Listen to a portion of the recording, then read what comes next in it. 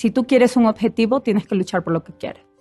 Si vas a encontrar barreras, trata de romper esas barreras, saltarlas, ver de la manera como lo arreglas. Cuando tú quieres algo, tienes que ser tenaz, tienes que estudiar más de lo que debes para poder conseguir las cosas. Y eso algunas veces es lo que te puede hacer un poquito diferente. Yo creo que soy una de las personas privilegiadas y lo digo así siempre. Yo considero que yo tengo uno de mis mejores equipos. O sea, mi equipo es un equipo que se coordina mucho, es un equipo que podemos tener algunas veces diferentes opiniones, pero al final llegamos todos a tener un consenso y todo al final por mejoría del paciente.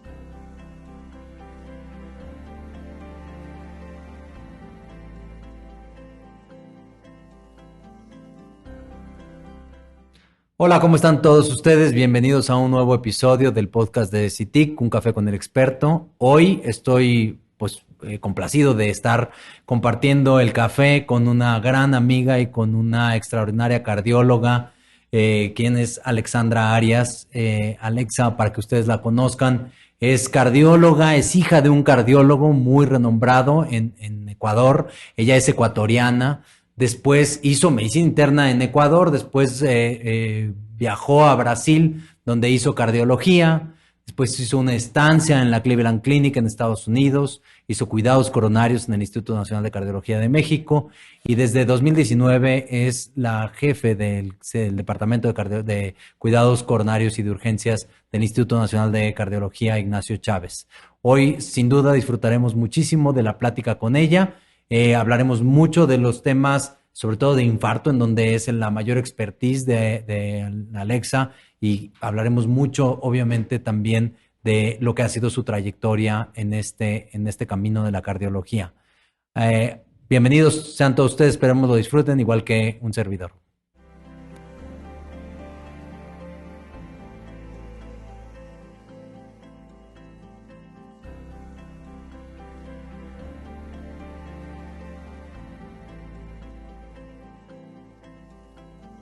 Alexa, bienvenida, muchas gracias por estar con nosotros. Ya hablábamos un poco de tus antecedentes. ¿Por qué cardiología? Cuéntame, ¿por qué decidiste hacer cardiología?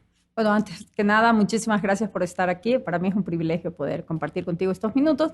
¿Y por qué decidí hacer cardiología? Bueno, como tú comentaste, mi papi es cardiólogo y creo que él fue la persona que fue mi mentor y por la cual yo decidí cardiología. Más o menos yo desde la edad de 5 años quería ser cardiólogo. Tenía una muñeca que se llamaba Marilú Late y que a ella se le ponía un termómetro y brillaba su corazón en el pecho. Y acompañaba a mi papi a pasar visita, etcétera. Pero ya en la secundaria, típico niña rebelde, adolescente, no quieres hacer lo que tus papás dicen. Y como mi mamá sí quería que yo fuera médico y como que no tenía muy buena relación con la mamá, en ese momento decidí ser arquitecta. Y ya más o menos los últimos años de secundaria y los primeros de prepa, yo estaba enfocada que yo quería ser arquitecta. Arquitecta era buena en mate y en dibujo técnico, pero sería en el último de prepa, que nosotros decimos el último de bachillerato. En ese momento dije, no, definitivamente sí quiero ser médico. Y no me arrepiento. Y así es que entré a la Facultad de Medicina. Posiblemente no decía que quería ser cardiólogo. Y ya creo que como en el 5º año de medicina me empecé a perfilar para hacer cardiología. Muchas veces uno dice, bueno, quizás este seguimiento de la carrera o de la vida del papá te puede facilitar, te puede abrir puertas, pero no, tú migraste rápidamente a hacer cardiología en Brasil, después te mueves a Cleveland Clinic y luego a México, entonces ese apoyo no lo seguiste. ¿Por qué? ¿Por qué ser tan nómada? Ok, bueno, el plan era yo terminar cardiología en Brasil y regresar a trabajar con mi papá. Ese era el plan, pero la vida te va llevando donde tú menos esperas. Y como terminé haciendo un International Scholar en Cleveland Clinic, ahí conocí a la persona con la que me casé, que es mexicano, con el que estuve casado un tiempo, y es por eso que terminé en México y no en Ecuador como era el plan. O sea, cuando a mi papá le dije que efectivamente pues si me iba a casar, mi papá lloraba como Magdalena, porque el plan era regresar a Ecuador y trabajar. O sea, pero bueno, yo estoy muy feliz aquí. La verdad, México es un país grandioso. He tenido la suerte de llegar a uno de los mejores centros, el Instituto Nacional de Cardiología, y ahí, como te digo, la vida te va acomodando. Como mi papá es cardiólogo, él tuvo un alumno que es Jofre Lara Terán, que es egresado del Instituto Nacional de Cardiología, también cardiólogo intervencionista, y Jofre, cuando yo le pedí asesoría, él me dijo, te voy a poner en contacto con la gente del instituto. Él habló, me parece, con el doctor Eulo Lupi, y ya hubo un congreso en Ecuador en octubre del 2001. Conocí al doctor Lupi y él me dijo, está bien, presenta tus papeles, ¿qué es lo que tú quieres hacer? En ese momento yo no sabía si hacer rehabilitación cardíaca o hacer unidad de cuidados coronarios, porque cuando estaba en Cleveland era un poco la visión de la persona que hace rehabilitación cardíaca en Estados Unidos. No solamente es haces rehabilitación cardíaca, sino que haces prevención primaria y prevención secundaria. Entonces era una cosa que a mí me gustaba, o terminar haciendo cuidados coronarios. Vine en el 2002 ya casada, conocí el instituto, entré como rotante. Conocí la unidad coronaria y realmente me encantó. Fui también a conocer así algo de rehabilitación y dije, no, por ahí no es. Y ya apliqué, di mis exámenes en el 2003 y fui aceptado como residente de alta especialidad. Terminando en el 2004, ya graduada, me dijeron que si me quería quedar por un tiempo. Si es verdad, tú conoces que esto de las plazas, etcétera. Y así es que me quedé un tiempo hasta que apareciera una plaza. Realmente tuve también otra vez una estrella que en cuestión de 3 meses yo ya tenía una plaza definitiva, pero una plaza con salario. Y así es que inicié mi trabajo en la tarde. Primero fue mi turno vespertino, que creo, y así estuve 4 años, del 2004 al 2008, y en el 2008 ya me movieron a la mañana.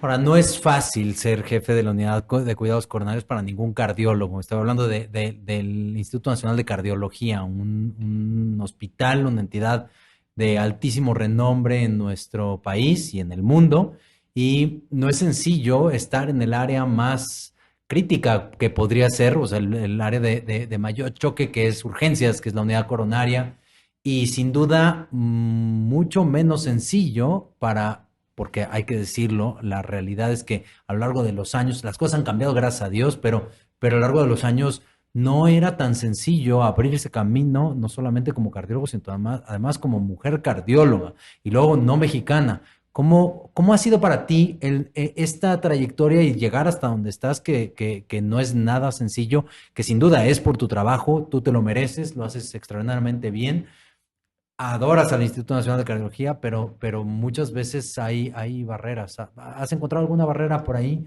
en el camino o tú has jugado otra suerte?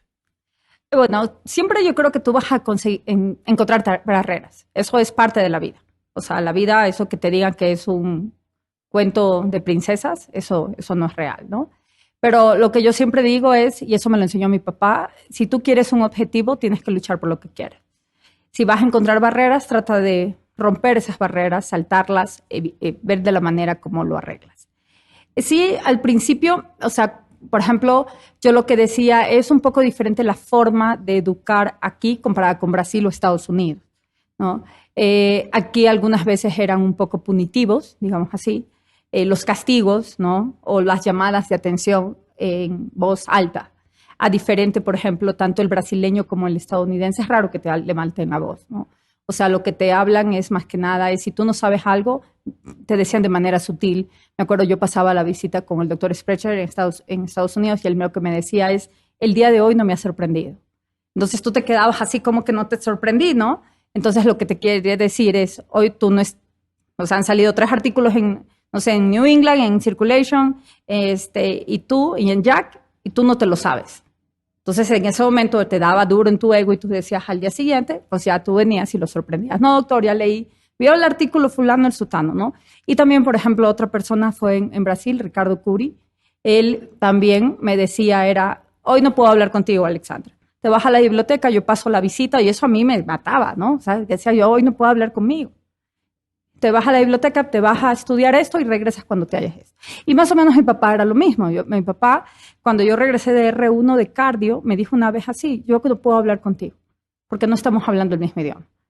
Cuando fui de R2 y que ya recitaba los artículos, me dijo mi papá, hoy sí puedo, yo ya puedo entenderme contigo. Entonces, no sé si es el nivel de exigencia, o sea, que tuve en mi casa. Mi papá era muy estricto, o sea, yo me recuerdo estudiando medicina que yo no quería ir a desayunar con él porque estábamos en fisiología cardiovascular y tenías que recetarle todo el potencial de acción, ¿no? Y entonces, no sé si eso fue una de las cosas que te puede haber ayudado.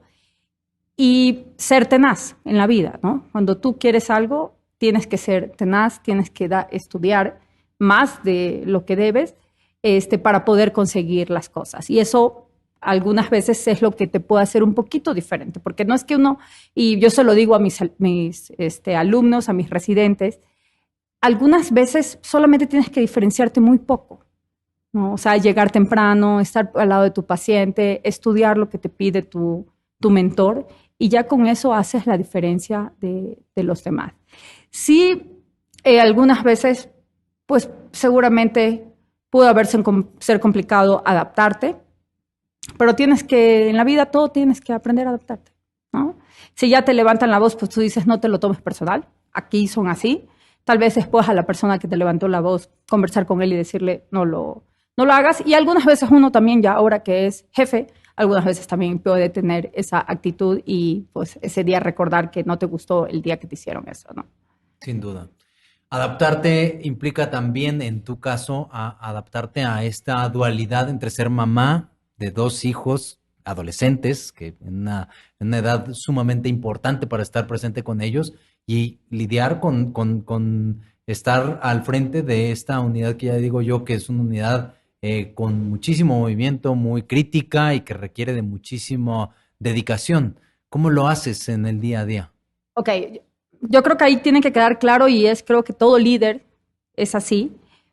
Tú apareces como jefe, pero tú no puedes ser el jefe si no tienes un equipo atrás tuyo. ¿Ok? O sea, yo lidero ese equipo, es como ir en un barco, ¿no? Tienes una serie de gente que hace que funcione el barco. Yo creo que soy una de las personas privilegiadas y lo digo así siempre. Yo considero que yo tengo uno de mis mejores equipos. O sea, mi equipo es un equipo que se coordina mucho, es un equipo que podemos tener algunas veces diferentes opiniones, pero al final llegamos todos a tener un consenso y todo al final por mejoría del paciente. O sea, una de las personas a las cuales es mi brazo derecho es Héctor González, tú lo conoces. Héctor es una persona que cuando yo no estoy, él asume, siempre conversamos, llegamos a ver cuál es la mejor opción de ciertos pacientes, asumimos las cosas en estado crítico, ¿no? Entonces, hemos tratado siempre de compaginar y tengo otros que no me gustaría tal vez estar diciendo nombres porque me puedo olvidar, pero digo que cada uno tiene debilidades y también tiene fortalezas. Y lo que yo creo en mi equipo, ¿no? Que por ejemplo está Gopar, está Diego, José Luis, Salvador, Arzate de los nuevos, está Alfredo Altamirano, que como lo conoces, los nuevos también Baeza, Álvaro de las nuevas adquisiciones. Creo que lo mejor es cada uno haber encontrado cuál es la fortaleza del uno, cuál es la debilidad del otro y hacer un buen equipo para que podamos que este servicio funcione 24/7, porque es un servicio que tiene que funcionar 24/7 y más aún con la red de infarto, que todos estemos activos, recibiendo las alertas, resolviendo a los pacientes. Entonces, lo más importante, sí ser ser líder, ¿no? Pero también ese líder tiene que tener un gran equipo. Si tú no tienes un gran equipo, puedes ser la persona que lidera, pero si no tienes a alguien atrás que te apoye y que trabajemos de manera en cooperación, sí, de manera armónica, la verdad no podríamos salir adelante. Empiezas a tocar un tema sumamente importante y un tema que además te apasiona a ti, que es el tema de los síndromes coronarios agudos. Hablamos para la gente que no es médico de infarto, de angina de pecho, que son urgencias reales en cardiología, y que quisiera que un poquitito me hables cómo ha sido, en dónde estábamos parados hasta hace muy poco y que varias instituciones se dieron a la tarea de cambiar esta perspectiva de la atención del infarto, porque nuestros números eran muy malos hace no muchos años. ¿Y qué es esto de la estrategia del el programa que ustedes en el Instituto de Cardiología llevan? Pero un poquitito, primero vamos a hablar de la historia. ¿Cómo estábamos en temas de atención del infarto, de los síndromes coronarios agudos? ¿Y por qué tuvieron que dar un golpe en la mesa las instituciones y decir, vamos a tener que cambiar esto porque estamos haciéndolo mal? Sí, creo que Al principio yo creo que uno de los problemas ha sido cómo nuestros países, y ahí incluyo a mi país, hemos visto el problema de las enfermedades cardiovasculares o las enfermedades crónico-degenerativas. O sea, aparentemente los países latinoamericanos o los países de economías emergentes no estaban preparados o pensaban que las enfermedades crónico-degenerativas no era un problema. O sea, así lo pensaba el sistema de salud a nivel de secretarías de salud, yo creo que de la región, y eran países diseñados a problemas infectocontagiosos. Entonces, hubo un retraso en esto. Y el otro problema es haber pensado que el infarto es solo de los hospitales de alta complejidad o de los cardiólogos en este caso, ¿no? Y tal vez descuidamos que el infarto se tiene que atender desde un primer contacto, o sea, y faltó esa creación de redes de atención que venía ya desde hace mucho tiempo, o sea, en el 2004, 2003, muchos países empiezan a hablar acerca de redes de atención y México, y por ejemplo también te lo digo, Ecuador y los otros países, no veían esa cosa de redes de atención, de que estuvieran vinculados los primeros, segundos y terceros niveles. Es así que por eso, cuando salieron los números de la OSD, que digo que sí son unos números horribles en cuanto a mortalidad, casi del 27%, pero también fue una llamada de atención para que el sistema de salud diga, o el ministerio o la Secretaría de Salud, diga efectivamente las cosas están mal. Es verdad que puede ser que esa mortalidad esté inflada por los certificados de defunción, que es muy fácil, y a muchos de nosotros nos ha pasado, que es más fácil se muere de un infarto que buscar otra causa de muerte, porque ahora que cómo encajas, ¿no? ¿Cuál es la causa de muerte real? Y muchos certificados de defunción puede ser que realmente el paciente no se haya muerto de infarto. Pero lo cierto es que sí teníamos esta mortalidad del 27%, la Secretaría de Salud pone una mortalidad alrededor del 18%, y entonces empezamos a ver el déficit de todo nuestro sistema de salud, desde los hospitales comunitarios, con una mortalidad del 50% por infarto, y empiezan ahí a hacer los diagnósticos de qué es lo que estaba pasando. Entonces, uno de los principales problemas es la falta de diagnóstico en los primeros contactos, la falta de tratamiento, el problema de traslado, esta de recepción de los pacientes, porque el paciente se puede infartar en un hospital de segundo nivel, pero el problema es que el hospital con sala hemodinámica no lo recibe porque solamente la sala funciona en la mañana, etcétera. Entonces, una serie de cosas. Y estos años lo que se ha tratado es de justamente crear la red y poder hacer que el viaje del paciente desde que se hace el diagnóstico sea más fácil. O sea más fácil porque diagnosticaste adecuadamente, le das un medicamento que le pueda abrir la arteria y luego derivarlo al hospital que tenga la sala de hemodinámica, ya le haga el cateterismo para ver sus coronarias, y de esta manera vas a impactar en la supervivencia. O que si este paciente llega a un centro y el centro donde tiene el cateterismo para abrirle la arteria está muy cerca, pues se pueda poner en una ambulancia y que llegue en un tiempo adecuado. Y la verdad que el viaje no ha sido fácil, o sea, porque es muy bonito venirlo y decir, pero haberlo bajado y tratar de que cada estado haga lo que estamos diciendo en un papel, pues ha costado mucho, ¿no? Porque cada quien tiene sus recursos, también ha sido un poco algunas veces complicado cómo articulas la red, cómo haces que el primer nivel tenga una buena comunicación con el segundo, con el tercero, pero bueno, se está todo esto, cada vez se ven que hay redes que están conformadas mejor, se ve que ya hay más iniciativa de los sistemas prehospitalarios, las salas de urgencias también las ves más estructuradas, pero sigue habiendo un problema muchas veces de sobresaturación, ¿no? ¿Dónde ves tú el problema real de mayor déficit en la atención del infarto? Porque a lo mejor hoy de los detectados se mueren o se atienden más o se mueren menos, pero hay muchos que ni siquiera se sospechó que eran un infarto. ¿Tú crees que el problema está en la detección oportuna, ya sea por el mismo paciente o de que no sabe cuáles son los signos de alarma, por los sistemas de primer contacto, incluyendo ahí al servicio de paramedicina, a los paramédicos, a las ambulancias, etcétera, que a lo mejor no están todas equipadas para poder detectar un infarto, o es un problema solamente de la capacidad de atención de los que sí se están detectando? ¿Dónde ves tú el problema? O a lo mejor está en todos lados, pero ¿en dónde ves que hay que hacer mucho más como comunidad médica? Una de las cosas, yo creo, primero sería el paciente. Sí, sí existe todavía mucha desinformación de que el paciente sepa reconocer qué es lo que está pasando con él. Sobre todo también en las mujeres. Nosotros vemos mayor retraso en las mujeres, porque a las mujeres como que no se les manda el mensaje de que puedan estar teniendo un infarto. Y la otra barrera es efectivamente algunas salas de urgencias. Algunas salas todavía se retrasan en hacer un electrocardiograma en el paciente sospechoso en los primeros 10 minutos. Por supuesto, tener recursos como un fibrinolítico para abrir la arteria si no tienes la sala de hemodinámica, la ambulancia, el paramédico, o sea, sigue habiendo. Y esto de aquí es solamente continuar educando, revisando, o sea, por ejemplo, ahorita la Secretaría de Salud, Senaprese, SINSAE, todos ellos están tratando de enfatizar, OPS también se ha metido en este proyecto, inclusive el curso que nosotros damos de reperfusión ya está en el aula virtual de OPS. Entonces, así sabes que si un nuevo grupo de médicos llega a una de las unidades de salud a nivel nacional, pueden tomar otra vez el curso de reperfusión, porque ese era otro problema. Tú sabes que algunas veces hay alta rotatividad a nivel de las entidades de salud, sobre todo primer nivel, segundo nivel, y es difícil, otra vez reúne a todos, vuélvelos a capacitar. Entonces, OPS puso el curso de reperfusión y que está disponible ya sea para todo el personal de salud, enfermeros, médicos, paramédicos, y pueden tomar y rápidamente saber qué es lo que tienen que hacer en este grupo de pacientes. Importante decir para todo el mundo que en términos de síndromes coronarios agudos, sobre todo el infarto con elevación del segmento ST, un tipo de infarto, el tiempo es fundamental, es determinante del pronóstico, de la evolución del paciente, de las secuelas que puedan quedar en este paciente que ha pasado por un infarto y que pues afortunadamente lo ha librado. Muchos de ellos no logran librar este infarto, pero aquí el tiempo es muy importante y a veces la tecnología juega mucho a favor de nosotros.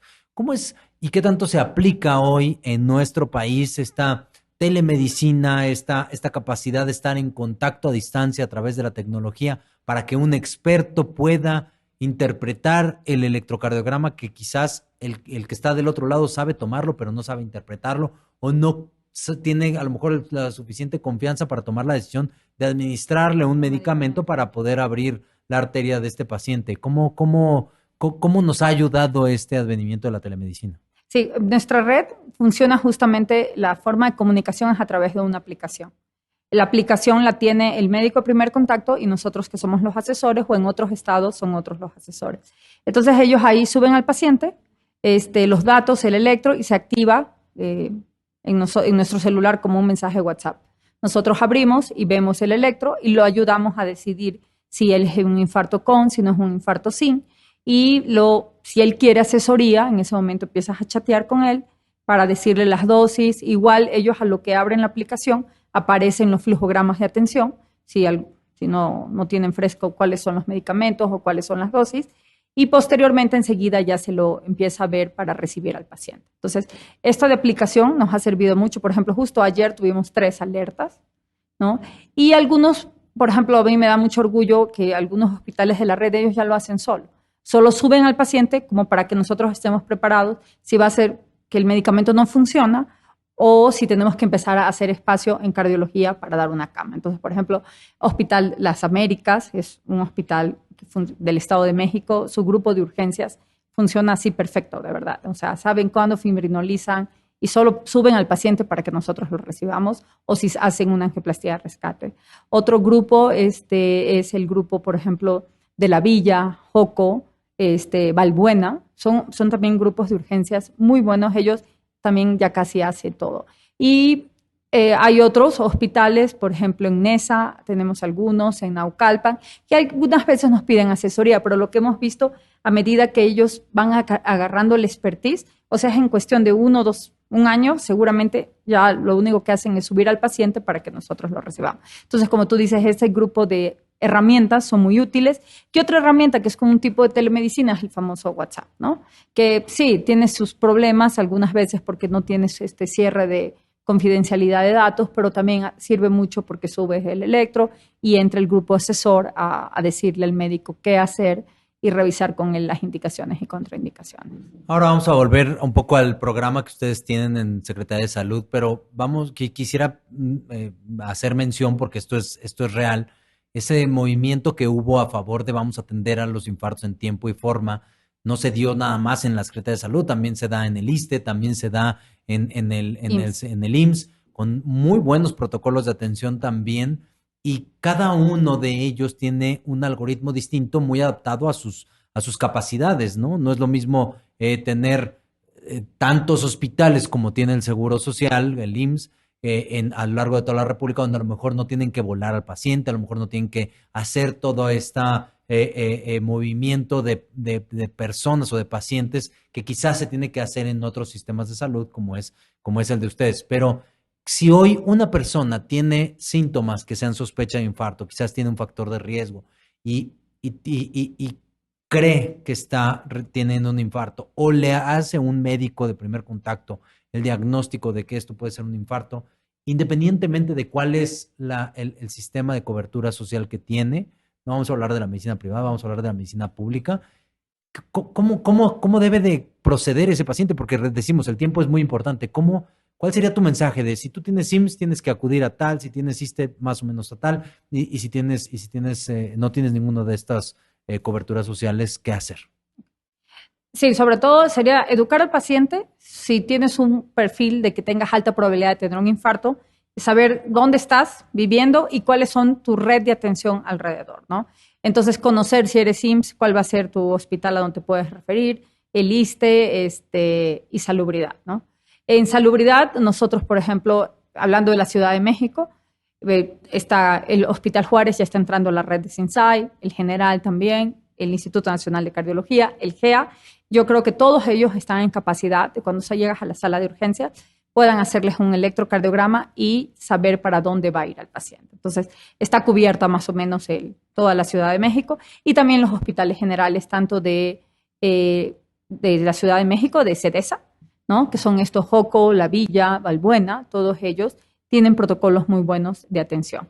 Entonces, los pacientes con factores de riesgos que viven por esa zona, pues deben saber que pueden llegar ahí y efectivamente les van a seguir los protocolos de atención y de acuerdo a la distancia que estén en una sala de hemodinámica, el médico urgenciólogo va a decidir cuál es la mejor opción y de acuerdo al perfil de paciente, si es darle un medicamento para disolver el trombo o si da la casualidad que él tiene una contraindicación para esto, pues van a tener que subirlo a una ambulancia y trasladarlo a un centro que le pueda abrir la arteria a través de un cateterismo.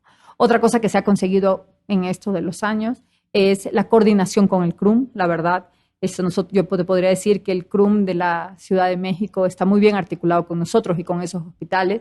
Y si nosotros priorizamos, hablando con ellos, de que este paciente tiene que ser referido en tanto tiempo, ellos tratan, sí, algunas veces el número de ambulancias es menor para el número de pacientes que se presentan, ¿no? Para la necesidad de traslado, pero sí puede haber una comunicación directa con ellos para priorizar y algunas veces hemos usado inclusive al grupo de cóndores, ¿no? Que son de seguridad pública, creo, ¿no?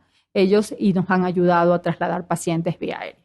Entonces, ha sido un camino un poco difícil al principio, pero cada vez más personajes están interesados y estamos funcionando y articulándonos para que las cosas tengan buenos desenlaces. Así es. Ahora, no es lo mismo también, ya lo decías, en la Ciudad de México parecería que la red está bien formada, pero más allá de la Ciudad de México hay otras realidades y no es lo mismo infartarte y estar quizás en la sierra, o estar en un lugar donde no hay una sala de hemodinámica alrededor. También que sepan los pacientes que hay tratamientos con medicamentos que se pueden inyectar por la vena y que pueden resolver en la gran mayoría de los casos esto. Y hay que impulsar porque en esas realidades, porque hay que ser muy, muy justos con que la realidad, si te infartas en una zona donde no hay una sala de cateterismo cercana, pues lo que más te conviene es recibir atención especializada con este tipo de medicamentos y hacer esta estrategia de que si la arteria no se abrió con el medicamento, porque en algunos casos el medicamento no es suficiente para abrir la arteria, entonces hacer esta estrategia de intervención de rescate o angioplastía que le llamamos nosotros de rescate, o bien decir, ya le administramos el medicamento, tuvo criterios de que ya está llegando sangre a esa zona del corazón, que nosotros le llamamos criterios de reperfusión, pero no olvidar que todavía el camino es tratar de abrir la arteria y a esto se le llama terapia fármaco-invasiva. ¿Cómo es que tienen estructurados ustedes estas dos estrategias cuando empieza por la trombolisis o cuando empieza por la administración del medicamento en aquellos pacientes que les conviene más por tiempo recibir el fármaco y no ser trasladados a un sitio para angioplastia primaria. Sí, tú decías que también, que no solamente es el problema en la Ciudad de México, sino en otros lugares, pero también olvidar que aunque en la Ciudad de México tenemos salas, algunas veces por el problema de tráfico, terminamos dando el medicamento antes de llevarlos a una sala de CATE, ¿no? Lo que se hace generalmente y lo que hemos capacitado a los médicos es que si el paciente llega a un centro sin capacidad hemodinámica, generalmente les ponemos centros no PCI, que es así como lo manejamos, este paciente, si puede llegar a la sala de hemodinámica en los siguientes 60 minutos para que le abran la arteria, el paciente va a ir a sala de hemodinámica. En la realidad, tanto de la Ciudad de México, del Valle de México y del país, la probabilidad que en 60 minutos tú traslades a un paciente y lo pongas en sala es casi imposible, ¿no? Entonces, se da el medicamento, se ha hecho una forma de educación, que hicimos una mnemotecnia que se llama ICAT, y es así que identificas a tu paciente en la sala de urgencias con dolor de pecho, que es la I, la C, que confirmas que tiene infarto, que ese dolor precordial lo confirmas con un electro que tiene elevación del ST, confirmas que efectivamente estás con un infarto con elevación del ST, la A de activación, porque en ese momento tienes que activar tu red. Entonces, nuestros médicos de primer contacto o de centros no PCI activan a la red y de acuerdo a eso ellos deciden si lo van a trasladar, por ejemplo, a cardio o si no, ya una vez activa, pero a su vez también él activa para que cardio ya esté preparado, porque puede entrar a un rescate y para empezar a buscarle cama en la unidad coronaria. Y después de la activación y que el médico se pregunte, ¿puedo poner al paciente en la sala en los siguientes 60 minutos? La respuesta es sí, me lo envía a cardio, la respuesta es no. Él inicia el tratamiento de reperfusión, que decíamos, el tratamiento con medicamentos que pueden ser estos fibrinolíticos. Él lo pasa y en ese momento que también él activa el sistema, no solo activa cardio, sino que activa el sistema de transporte, porque así vas ganando tiempo. Entonces, mientras ya activaste tu sistema, es traslado, buscas la ambulancia y empiezas a activar, inicias el tratamiento adjunto, el tratamiento de reperfusión, si decidiste que se quede ahí porque el tiempo de traslado es muy largo, y empiezas a ver cómo va tu paciente y decides los electros a los 90 minutos y de acuerdo a eso, lo que hablabas tú, si era exitoso o no exitoso, sabemos que en un 70% va a ser exitoso y un 30% va a ser no exitoso. Eso está súper descrito, pero aún así este 30% puede llegar con un flujo y ya lo terminas de resolver. Es por eso que cuando capacitas a toda esta red, sí es importante casi iniciando, antes de iniciar el trombolítico, ya tienes que empezar a gestionar tu ambulancia. Porque lo ideal es que tu paciente, sí se puede, los 90 minutos ya lo hago en el hospital PCI, o bueno, o si no puedes los 90 minutos, los 120, para meter a una CTP de rescate si sale fallida de manera inmediata. Sí es verdad que nos falta mucho algunas veces las ambulancias, sobre todo las de alta complejidad, son muy pocas. Muchas de las ambulancias son intermedias o menos, y sí trasladar un infartado sin un desfibrilador y eso algunas veces te puede ocasionar problemas, ¿no? Pero esperemos, lo que yo he visto en este proceso, hemos ido avanzando, las cosas van mejorando y esperemos que en unos años pues, podamos inclusive hacer hasta fibrinolisis prehospitalaria ahí en la ambulancia. Que sería magnífico. Bueno, han avanzado muchísimo y hay algunos casos incluso en donde hasta pareciera de película, pero es de realidad esto que sucede, que de repente un paciente se infarta en la vía pública, baja un helicóptero por el paciente, lo traslada al Instituto Nacional de Cardiología y recibe su tratamiento como en, pues hay que decirlo, como en el mejor lugar de primer mundo. Y esto ha sido gracias a la gestión. ¿Cómo es esto que han hecho? ¿Cómo se logra? Y cuéntanos un poquitito de estas experiencias que me ha tocado platicar contigo de esto que ya no es tan infrecuente que lleguen helicópteros al Instituto de Cardiología con pacientes con un infarto. Sí, como te decía, tenemos el apoyo en la Ciudad de México del Grupo Cóndores, que es el grupo de seguridad pública de la Ciudad de México, o de la Federación, creo que es de la Federación. Y el grupo sí que es de Relámpagos del Estado de México, que él es un grupo diferente, porque sí es un grupo manejado por un grupo de salud. O sea, son paramédicos, médicos y estos manejados por un grupo de... Pero tanto el uno como el otro nos ha dado muy buenos resultados. Entonces, por ejemplo, la red del Estado de México, ellos fibrinolizan muchísimo en el Estado de México. y de ellos van por sus pacientes a los hospitales y algunas veces lo que tú dices, no tienen como tal helipuertos y ellos estacionan sus cestos o en la avenida, o sea, en la López Mateos, no sé, ¿no? En una de esas avenidas del estado cerca o en canchas de fútbol y ahí traen al paciente y luego lo traen en cardiología. Por ejemplo, el otro día estuvo o sea, nos llenó de mucha satisfacción el hecho de tener un fibrinolizado que llegaba exitoso, otro paciente que venía con el grupo de cóndores, no venía un paciente, perdón, venía un corazón para trasplante y un tercer helicóptero que venía con otro fibrinolizado. O sea, el grupo del Estado de México, Eric Cruz, la verdad es yo creo que uno de los líderes que más ha trabajado y ha creído en esta estrategia y la verdad se ha articulado con este grupo de relámpagos que nos ayudan muchísimo al traslado. Yo no sé cómo le hacen, pero a ellos algunas veces les sale mucho más fácil traerlos vía aérea que traerlos por vía terrestre. Y eso es impresionante. Y eso de verdad que es un logro de muchas personas, como bien decías, ya mencionabas algunos, y es un logro de seguir empujando por querer combatir esto que es la primera causa de muerte en el mundo y que México no es la excepción. Un poquitito ya dada la parte de la estrategia de cómo atender en forma pronta, en forma oportuna el infarto, vienen ya los pacientes, se tratan, en el mejor de los casos se pueden tratar con intervención coronaria, a lo mejor con la colocación de un stent cuando está indicado, pero luego viene todo un cambio en los últimos años en lo que es la terapia farmacológica en torno al infarto. Y esto es un tema que tanto a ti como a mí nos gusta mucho. En el pasado pensábamos, y lo digo como intervencionista sobre todo, pensábamos mucho en el mejorar el tratamiento desde el punto de vista de evitar eventos isquémicos futuros, pero muchas veces pagábamos los platos rotos en incrementar la probabilidad o el número de sangrados y no le poníamos tanta atención a eso.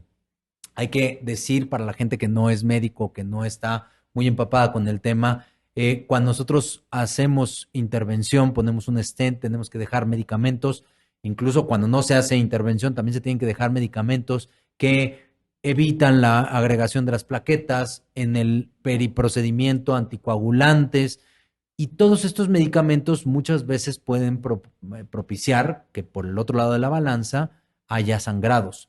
Y últimamente, en los últimos, al menos en los últimos 10 o 7 años, se ha tomado mucha relevancia o ha tomado mucha importancia el tema de prevenir sangrados.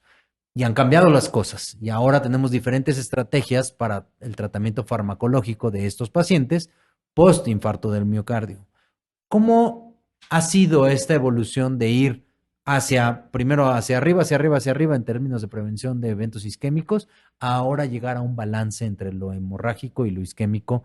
¿Cómo ha sido esta historia y hoy en dónde estamos en este sentido? Sí, efectivamente, por ejemplo, cuando yo me entrené, estoy hablándote ya terminando los 90, sí, uno se enfocaba mucho a la trombosis, ¿no? Porque justamente el paciente que más se complicaba era cuando lo llevabas a la sala de CATE, le ponías el dispositivo y hacía infarto periprocedimiento. Entonces, lo que se enfocaban era en dar medicamentos para evitar esta trombosis, ¿no? Entonces, inclusive salían estudios de que lo ideal no era llevar tan rápido al paciente a sala, sino enfriarlo, ¿no? Hay algunos estudios. Y te enfocaban era en anticoagulantes, medicamentos para inhibir las plaquetas que ayudan a formar el trombo, pero efectivamente sale un estudio, que es un registro, el CRUSADE, que vemos que ahí los pacientes que sangraban se mueren más, ¿no? Inclusive empieza ya a ver los principales predictores de sangrados, ¿no? Que era el paciente añoso, la mujer, bajo peso, falla renal. Y entonces empiezan a decir, no, este grupo de pacientes hay que tratarlos de otra manera. También salen nuevos medicamentos, sobre todo orales, ¿no? Que es estos nuevos antiplaquetarios, el clopidogrel, el prasugrel, el último, el ticagrelol, y la aspirina, que es la que nos ha venido acompañando. Entonces, tanto que los intravenosos, que esos famosos inhibidores de glicoproteína, los tuvimos que dejar atrás, ¿no? Y solamente ya quedaron para la sala, cuando antes al paciente de alto riesgo con un síndrome coronario a lo mejor se lo poníamos antes de pasar la sala y lo que pasaba era no había beneficio en impacto en mortalidad y lo único que hacía era que sangrara. Y aún así, seleccionando al paciente de bajo riesgo, igual no sangraba. Entonces, se retiran y aparecen que ya solamente usar los antiagregantes plaquetarios para disminuir la probabilidad de trombos orales, colocando el dispositivo, que hubiera menos fenómenos trombóticos, la carga, no la carga. Y actualmente lo que hacemos es como identificar más que nada el perfil del paciente. Ya vimos que sí necesitamos estos medicamentos, pero que si nuestro paciente va a tener un riesgo de sangrado alto, más lo estamos haciendo es ponerlo en riesgo de que se nos muera por un sangrado por estos medicamentos. Entonces es ver el perfil de tu paciente, si tiene predictores de alto riesgo de sangrado, también la nueva generación de stents, que también eso ha ayudado a que puedas retirar de manera temprana. En este grupo de pacientes de alto riesgo, retiras de manera temprana la aspirina, inclusive, ¿no? Que es la que hemos venido usando, que inclusive tú recomendabas, no, si ya tienes eres hipertenso, ya tómate una aspirina, ¿no? Para proteger el corazón y todo eso. Y lo que hemos visto es que la aspirina es la causante muchas veces del problema de sangrado, sobre todo sangrados de tipo gastrointestinal.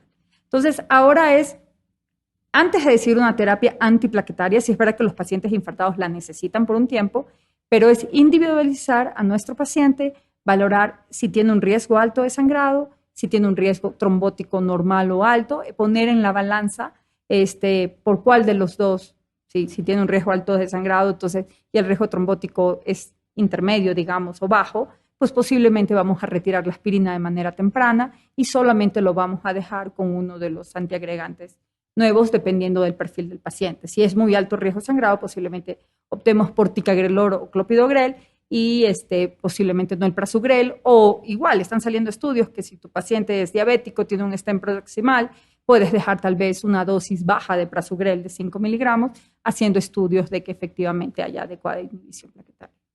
Ahorita decías un tema interesante que es el tema de la carga, que siempre es como la lucha entre los intervencionistas y la gente que está a cargo del paciente. Al principio, pues antes de que pase a la sala de hemodinámica, que son ustedes, los de urgencias, los de la unidad coronaria. ¿Cómo están haciendo el tema de la carga en los dos escenarios posibles? Síndrome coronario agudo con elevación del segmento CT y en el síndrome coronario agudo sin elevación del segmento CT. ¿Siguen haciendo rutinariamente la carga? ¿No la hacen? ¿La individualizan? ¿Qué es lo que están haciendo? Si es con elevación, se carga. Así de sencillo, ¿no? Y se carga dependiendo, ¿no? Si va a fibrinólisis, solo clopidogrel 300. Si es más de 75 años, no carga. Si va a rama de angioplastía primaria, dependiendo del paciente, preferimos ticagrelor o prasugrel, o si es un paciente añoso, posiblemente le demos clopidogrel su carga completa. En infarto con elevación yo creo que no hay mayor duda. Todos vamos a cargar y el intervencionista quiere también que lo carguen preferentemente, ¿no? Si es verdad que hay estudios que inclusive dicen que no sirve de nada la carga, pero bueno, se carga en la sala de urgencias y entra, sale cargado. Y en el grupo de pacientes sin elevación, como tú comentaste, se individualiza. Y depende también de tu centro. Por ejemplo, nosotros que somos un centro muy quirúrgico, que podemos terminar nuestro paciente en cirugía de manera temprana, y si ya sospechas que tu paciente puede ser trivascular, en ese momento individualizas y dices, mejor no lo cargamos, pasemos a coronario y ya de acuerdo a la anatomía decidimos si hay carga o no, o si se va a cirugía. Pero también otra cosa es cuándo vas a pasar a tu paciente a sala. Y yo creo que a lo mejor tú como intervencionista, a lo mejor opinas parecido. Es si yo voy a pasar rápido a mi paciente a sala y posiblemente no lo cargue, porque dijo, bueno, viene un infarto sin elevación, de riesgo alto, muy alto, pasa en sala las siguientes 2 horas, pues no lo cargo, ¿no? Ya voy a tener la anatomía coronaria, en ese momento decido. Pero si es un paciente de alto riesgo y que mi hospital no va a poder pasarlo a sala, tal vez en las siguientes 24, 48 horas, nosotros los cargamos. O sea, no lo vas a dejar desprotegido, claro, porque no lo voy a meter a sala tal vez en 48, 72 horas. Entonces dices, no, pues ahorita uso tratamiento médico y ya cuando lo pasen, ya veremos. Sí, para aclarar para algunos que no están acostumbrados, no es que carguemos al paciente, sino que le damos una dosis alta del mismo medicamento para que rápidamente se impregne en sangre, sí, y tengamos niveles terapéuticos rápidamente altos, ¿no? Y inhibimos las plaquetas. Así es, de forma temprana, y con eso podemos minimizar un poco o disminuir el daño que puede estar haciendo o la formación de nuevos trombos. Dicho eso, está muy bien. Ahora, para el seguimiento, hay estrategias que dicen, como ya lo venías tú anticipando, si tienes un stent de los más novedosos que se endotelizan o que se cubren rápidamente y esto disminuye el riesgo de trombosis del stent, podemos incluso suspender la doble terapia antiplaquetaria para quedarnos solamente con una de forma temprana cuando tiene alto riesgo. O bien otra estrategia que es dar las dosis, digamos, más potentes el primer mes y después disminuirla, lo cual se le llama terapia de desescalación. ¿Cómo ves tú la terapia de desescalación que hoy no está todavía como una norma en las guías de práctica clínica en el mundo, pero que viene con resultados muy prometedores? ¿Cómo lo ves tú a futuro la desescalación como una estrategia un poco más rutinaria? Sí, ahí también va a ser dependiendo del paciente. O sea, lo mismo, es individualizar en qué paciente puedo desescalar con seguridad, porque los fenómenos trombóticos aparecen en el primer mes, más que nada.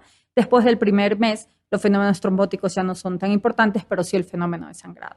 Entonces, ¿a quién voy a proteger? Sobre todo al paciente de alto riesgo de sangrado. Y no olvidarse que nuestro paciente puede variar. Yo puedo haber ingresado a un paciente con alto riesgo trombótico y que al fin y bajo riesgo de sangrado y que lo valoro 30 días después y resulta que ya tiene falla renal o ya tiene un descenso de la hemoglobina y se convierte en un paciente de alto riesgo de sangrado. Entonces, en ese grupo de pacientes, si ya lo tenía, no sé, con un antiagregante plaquetario de estos de última generación, posiblemente lo retire y tal vez retire la aspirina. Entonces, es lo mismo, es individualizar, ver tu perfil de paciente y desescalar de acuerdo al perfil trombótico y de sangrado.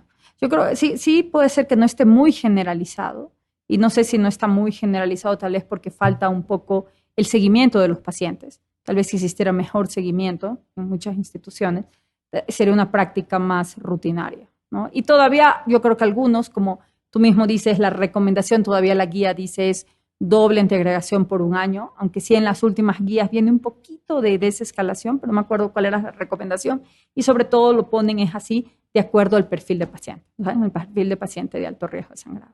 Sin duda. Aunque no nadie tiene una bolita de cristal, ¿cómo ves tú el futuro del ácido acetilsalicílico, la aspirina, que ha sido piedra angular en los últimos 35 años en el tratamiento de los síndromes coronarios agudos, pero que, como bien dices, los estudios más recientes parecería que quizás podemos dejar terapia antiplaquetaria Mono. única o monoterapia, pero ya no basada en aspirina como era en el pasado, como lo seguimos haciendo hasta el día de hoy, porque esa es la indicación actual. ¿Cómo ves a futuro el rol de la aspirina en el término de monoterapia después de un síndrome coronario agudo? Sí, o sea, hay estudios que ahorita, sobre todo estudios con doble antiagregación de aspirina con ticagrelor, inclusive también hay de aspirina con clopidogrel, y efectivamente en este grupo de pacientes de alto riesgo de sangrado se les retira la aspirina a algunos al primer mes, otros a los 3 meses, y es seguro dejar a tu paciente con un solo antiagregante plaquetario y justamente el que retiras es la aspirina, por lo esto del problema de sangrado, sobre todo sangrado gastrointestinal. Entonces, posiblemente hay que esperar nuevos estudios, seguro, porque sí, el gremio médico te pide la evidencia para cambiar este tipo de indicaciones o este tipo de conductas que hemos venido haciéndose algún tiempo y veremos en los próximos años si a lo mejor la prevención secundaria a lo mejor se va a hacer solo con monoterapia o con ticagrelor o con clopidogrel, ¿no?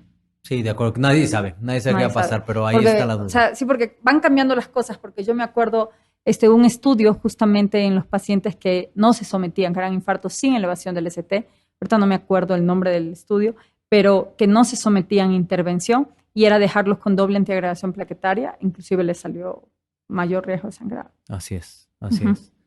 Eh, Algo que decías y bueno, venimos platicando y está obvio en nuestra plática, pues todo esto, hoy la medicina la hacemos basada en evidencia, en lo que los estudios nos van dando como resultados, pero dentro de los estudios hay médicos que están detrás de esos estudios, participando activamente en muchos, tratando de resolver las interrogantes que tenemos hoy, la comunidad médica, y sin duda los pacientes que están dispuestos a participar en este tipo de estudios para poder resolver esto que hoy no tenemos todavía muy claro y así ha ido avanzando la medicina a lo largo del tiempo. En México, no lo digo en tu caso en particular porque ustedes vienen haciendo muchos estudios o participan en muchos estudios desde hace varios años y es algo que hacen rutinariamente. Ujú. En México no se tiene esa conciencia de hacer investigación recurrente de participar en investigación, de ser propositivos, y tampoco lo hemos transmitido. Obviamente, si los médicos no estamos tan involucrados, pues tampoco lo están los pacientes, y de repente es difícil, todos los que estamos involucrados en hacer investigación, nos cuesta trabajo convencer un poco al paciente de la importancia que es participar en estudios. Y esto no sucede en otros países donde el paciente incluso quiere participar de estos estudios porque sabe que es en pro de quizás de ellos mismos y también de la comunidad que tiene la misma enfermedad que ellos. ¿Cómo hacer para movilizar eso desde tu perspectiva? ¿Cómo le hicieron para cambiar lo que no se venía haciendo y ya se hace hoy de forma rutinaria en tu servicio, en el instituto? ¿Y cómo contagiar un poco a los médicos y a los pacientes de participar, de la importancia que tiene entender qué es lo que les está sucediendo y participar en esta evidencia científica? Una cosa sería educar al paciente, ¿no? Darle un poco de información, porque algunas veces ellos lo que comentan es que eres conejillo de indias, ¿no? Y otra cosa es que saben que algunos van a recibir el beneficio y el otro no, porque son estudios en que un grupo va a estar con el principio activo o con la molécula, con el medicamento, y otro no. Entonces, algunas veces es medio complejo porque cuando ellos tienen que leer toda la información, entonces dice, no participa. Y otra cosa es que todo el grupo que esté involucrado en el hospital te ayude a convencer al paciente, ¿no? Porque yo también lo que he vivido algunas veces es que otro grupo de médicos dicen, no, ¿para qué va a perder? Le van a poner agua, no sé qué, ¿no? A mí lo que me ha ayudado es que el hecho de entrar en un protocolo de investigación al paciente le asegura un seguimiento más cercano, que no lo tiene en la institución. Entonces, por ejemplo, el paciente entra a un protocolo de nosotros y va a tener el teléfono de uno del grupo del protocolo de investigación, y él sabe que si tiene algún síntoma o alguna cosa, pues nos puede llamar de manera directa, que no lo va a tener si no pertenece a ese protocolo. Y la otra es tal vez poner información en los pasillos de los hospitales, para que así tú puedas, el paciente mientras espera su consulta, empiece a ver los pros, los contras, los protocolos que se están llevando y que él mismo se acerque. Eso se hace en otros países, ¿no? En otros países, mientras ellos esperan la consulta, ellos están viendo toda esa información, y es tanto que aparecen hasta los números telefónicos y dicen, si usted está interesado en participar, no sé, en este protocolo de estatinas, hable tal teléfono, ¿no? Y cuando tú estás recibiendo. Eso nos hace falta muchísimo, ese trabajo a nivel de paciente, y también convencer a los médicos, porque sí es un trabajo extra. Pero las cosas buenas es que te enseñan a trabajar bien, a que tienes que llevar un expediente físico o electrónico debidamente, que no pueden haber cosas que no equivocadas, que no cuadran, esta es la presión, o sea, como que te enseñan a ser muy estructurado, ¿no? Eso a mí me gusta eso de los protocolos de investigación. Sí, sin duda creo que es algo muy satisfactorio, y también en conocer y generar datos, evidencia científica que puede ser de gran relevancia. Es una obligación moral de todos nosotros, no solamente ser consumistas de la información, sino también generadores de la misma, y creo que esto es muy importante. Aprendes muchas cosas porque también, o sea, son buenos los protocolos de investigación, pero también aprendes que esa molécula solo va a servir en ese grupo de pacientes, ¿no? Entonces, es interesante. Sin duda, sin duda.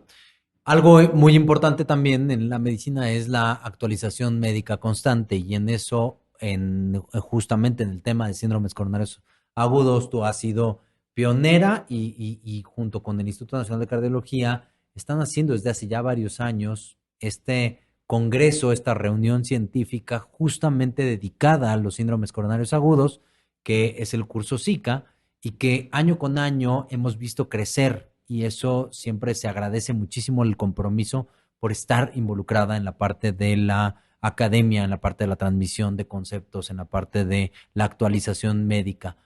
¿Cómo ha sido, además de todo lo que ya venimos diciendo que haces todos los días, de ser mamá, de estar al frente de la unidad coronaria de urgencias del Instituto de Cardio, de estar lidiando también con la parte de la medicina privada, y además quererte involucrar en esta labor que es la academia constante? ¿Cómo ha sido ¿Y qué tan satisfactorio ha sido para ti hacer SICA durante todos estos años?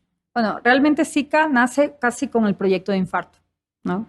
Porque justamente era cómo podíamos llegar a los médicos y dar el mensaje que esta estrategia que comentábamos, la estrategia fármaco-invasiva de trombolisis en el primer contacto o en el centro no PCI y luego llevarlo a célula de hemodinámica era la mejor opción para nuestro país, ¿no?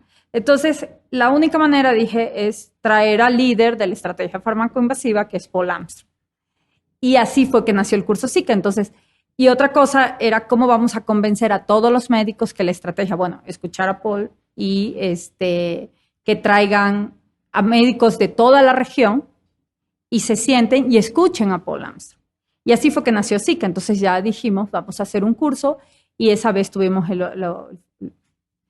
el privilegio de tenerlo a él, que él es el autor principal del estudio STREAM, que es el que posiciona la estrategia fármaco-invasiva y que compara ya fármaco-invasiva versus angioplastia primaria. Y también tuvimos el privilegio después de traer a otro médico, que es el que lidera la estrategia STEMI India, ¿no? Entonces, cuando tú escuchas a esa gente, ya no era ni el Instituto de Cardiología, ni el grupo de Carlos Martínez, Eulo Lupis, Alexander, o sea, ni ese grupo el que decía que la trombolisis era la solución para México, sino eran los líderes. Y escuchas a un hombre como es Paul, al cual yo admiro mucho, yo considero que es como un mentor para mí, y habla acerca del posicionamiento de Canadá en su estrategia fármaco-invasiva, porque es un territorio brutal y que tienen el invierno casi de 6 meses, y que algunas veces no pueden mover a un paciente porque no hay ambulancia ni helicóptero que pueda pasar. Eso de ahí fue lo que origina SICA y tuvimos una muy buena respuesta. O sea, y ya con eso empezamos a seguir educando a nuestros médicos en cómo tratar el infarto y seguir trayendo a líderes en la atención de infarto. Hemos ido creciendo y ya tuvimos la 5ª edición de SICA y lo estamos abriendo ya no solamente que sea síndromes coronarios agudos, sino también hablar un poco de prevención, porque yo creo que sí es verdad que a mí me apasionan los síndromes coronarios agudos, pero también los crónicos es importante, pero lo más importante yo creo, y es lo que debemos trabajar, es en prevenir estos síndromes coronarios. Alguna vez en una plática dije que es muy apasionante recibir un infarto, pero yo creo que para nosotros como médicos también sería muy decepcionante recibir un infarto porque lo que tenemos que pensar es en qué fallamos. Porque posiblemente ese paciente hipertenso diabético, si hubiera tenido un adecuado control, no estuviera teniendo el desenlace que es un infarto agudo del miocardio.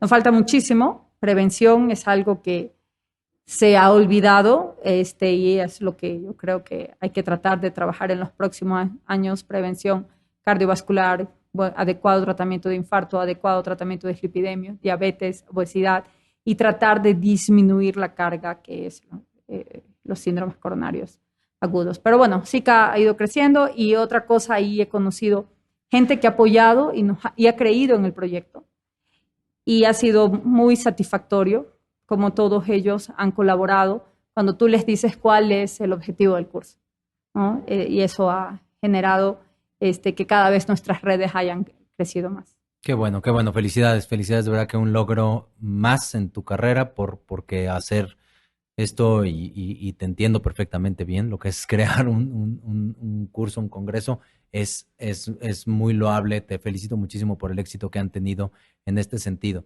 Siempre le preguntamos a todos los invitados del podcast cuál ha sido o cuáles han sido, aunque nos den un ejemplo de las experiencias que más los han marcado a lo largo de su historia en la cardiología. ¿Cuál ha sido una de las experiencias que ha marcado a Alexa Arias en el tema de tu trayectoria hasta el día de hoy? Yo creo que una de las cosas de mayor satisfacción es que mi papá haya dicho que está orgulloso de mí. Porque cuando tú creces, o sea, como te contaba, mi papá fue muy, muy exigente. Y el hecho de que ahora él se siente y me escuche hablar y diga que está orgulloso de mí, yo creo que eso es una de las mayores satisfacciones. La otra, pues, realmente tener la oportunidad de liderar el equipo de la unidad coronaria y tener ese cargo en el Instituto Nacional de Cardiología, como tú dijiste, que yo creo que es una de las cosas más importantes de mi vida, después de mis hijos. Y ese lugar lo amo. Sí, yo amo ese hospital. Yo ahorita no me vería fuera de ese hospital. Amo esa urgencia. Y poder formar y darles pasarles ese amor a, a los residentes, yo creo que es algo muy, muy importante en mi vida. Poder formar residentes y darles el mensaje de que ellos pueden generar un cambio para mejorar la salud cardiovascular en nuestro país, eso es algo que no todos tenemos el privilegio. Sin duda, qué padre, Alexandra. De verdad, qué padres respuestas, porque además son cosas que te llenan como ser humano, que hablan de tu calidad, no solamente como médico, sino también de tu calidad humana y la importancia que le das a esto que es la familia, que es el núcleo, que es lo más satisfactorio cuando los que están a tu alrededor te reconocen todo tu esfuerzo y toda tu dedicación, además de los pacientes, hace que uno sea mejor persona. Te lo agradezco mucho que hayas compartido con nosotros esto. ¿Algo que quieras agregar al final del podcast? ¿Algún comentario más? ¿Algo que se nos haya escapado en esta plática, en este café con la experta? Pues yo creo que si tú quieres algo, ve por él. Sí, sin duda. Las cosas muchas veces piensas que no las vas a conseguir. Lo que hay que tener es ser tenaz en la vida. Sin duda, sin duda. Y bueno, tú lo has sido y ahí están los resultados de esa tenacidad, de ese trabajo, de ese esfuerzo y de tu calidad, como decía, académica, pero también de tu calidad humana. Muchas gracias por estar con nosotros, Alexa. Bienvenida todas las veces que tú quieras. Muchas Y bueno, gracias. seguimos en contacto nosotros y apoyándonos de forma mutua en los cursos, en los congresos y en esto que te agradezco que hayas venido al podcast de CITIC a compartir con toda la audiencia tus experiencias, tu trayectoria y todo tu conocimiento en torno a la medicina cardiovascular. A todos ustedes, muchísimas gracias por haber estado con nosotros. Recordar que cada 15 días sale un nuevo episodio del podcast. Esperamos que lo disfruten tanto como yo lo disfruto cada sesión y como lo he disfrutado en este momento. A los que no se han suscrito, a quienes no han activado las notificaciones, les recordamos activar ahí la campanita para que les avisen cuando sale un nuevo podcast, ponerle like o darle like, compartirlo. Les agradecemos muchísimo que sigan con nosotros esta edición, este nuevo formato de CITIC, que por lo que he escuchado a mucha gente le parece algo bastante atractivo y pues por eso lo estamos haciendo y esperamos que siga siendo así. Muchísimas gracias y nos vemos en el siguiente episodio. Gracias.